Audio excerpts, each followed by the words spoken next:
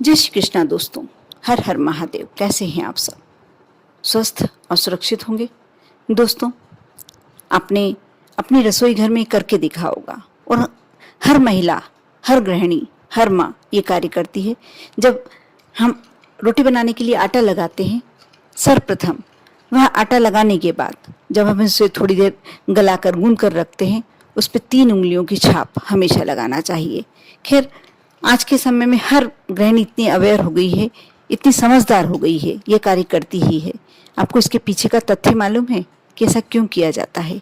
ऐसा इसलिए किया जाता है क्योंकि जब आप गोल आटा चिकना सतह बनाकर और रख देते हैं, वह पिंड का रूप ले लेता है।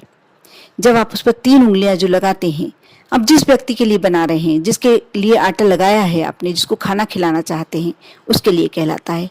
और जब आप उसको चिकना सतह करके गोल करके पिंड का रूप देकर रख देते हैं, तो वह भूत प्रेतों के भोजन के रूप में चला जाता है। उसे भूत प्रेत ग्रहण कर लेते हैं। और जब वह भोजन अपने परिवार के सदस्यों को बनाकर खिलाया जाता है, तो उनको कहीं ना कोई समस्या उनके जीवन में घेर लेती है। कहीं कोई बीमारी, कहीं कोई उदासीनता, नकारात्मकता, ये सारी शक्तियाँ उनमें आ जाती है। इसलिए हमेशा इस बात का ध्यान रखें, जब भी आटा आप रोटियों के लिए लगा कर रखें, तो हमेशा 3 उंगली की छाप हमेशा देकर रखें। गोल चिकनी सतह बनाकर कभी भी ना रखें। दूसरा मैं जो बताने जा रही हूँ, आप जब भी आटा लगाएं, उसमें थोड़ा सा 1 चम्मच दूध अवश्य डालें। डाल सकते हैं तो 2-4 दाने चीनी के भी डालें। कहते हैं माँ लक्ष्मी दूध की खुशबू से प्रसन्न होती है, और शक्कर डालने से भोग लग जाता है। माँ लक्ष्मी को भोग लग जाता है, भगवान श्री हरि विष्णु को भोग लग जाता है, 33 कोटि देवी देवताओं को भोग लग जाता है। इसलिए आप अवश्य कोशिश करें कि आप नियम बना लें।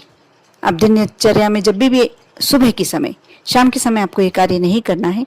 दिन के समय आप जब भी खाना बनाएं, भोजन आटा लगाएं, तो आप थोड़ा सा दूध, 1 चम्मच दूध और 2-4 दाने चीनी के डाल दें। जब आप आटा लगा के रखते हैं, थोड़ा सा घी हल्का सा हाथ में लगाकर घी लगाएं। इससे भी आपके घर में अच्छी सी खुशबू जो भगवान को अपनी ओर आकर्षित करती है, हमारे देवी देवताओं को, हमारे पितृ देवताओं को, हमारे कुल देवताओं को अपने घर में आकर्षित और तृप्त हो जाते हैं। सिर्फ आप इतना ही करते हैं, उससे ही तृप्त हो जाते हैं। और जब आप भोजन बनाते हैं, सबसे पहले एक छोटा सा को लेकर और अग्नि में समर्पित करना चाहिए, क्योंकि जिस अग्नि ने के द्वारा हमने भोजन बनाया है, सबसे पहला अधिकार उस अग्नि का होता है। छोटा सा टुकड़ा आप डालकर और जल का साइड में आप तर्पण करते हैं, तो इससे भोग लग जाता है अग्निदेव को। आपके घर में कोई भी असामयिक घटना या कोई भी आकस्मिक दुर्घटना कभी भी नहीं होती। माँ लक्ष्मी की कमी नहीं होती। धन से हमेशा आपका घर परिवार भरा पूरा रहता है। दोस्तों, मैंने कई घरों में देखा है, आप रात को खाना बनाते हैं, आटा बच गया या ज़्यादा ही लगा कर रखते हैं, उसको फ्रिज में उठा के रख देते हैं। दूसरे दिन सुबह जब बच्चे स्कूल को जाते हैं या पति को, हस्बैंड को ऑफिस जाना है, आप उसी से खाना बना के, उसी से रोटियां सेक के, पराठे सेक के बच्चों के साथ टिफिन में रख देते हैं, लंच में रख देते हैं या पति के साथ रख देते हैं। बिल्कुल गलत है।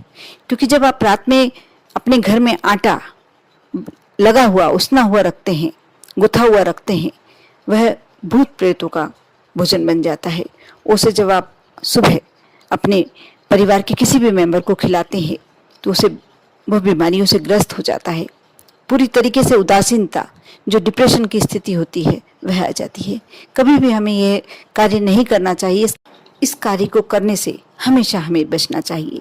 यदि ज़्यादा आटा लग भी गया है, तो आप 2-4 मोटी मोटी रोटियां बनाकर और गाय को खिला सकती हैं, कुत्ते को डाल सकती हैं, या सुबह के लिए बना के रख दें। बनी हुई रोटियों में कभी भी ऐसा दोष नहीं होता।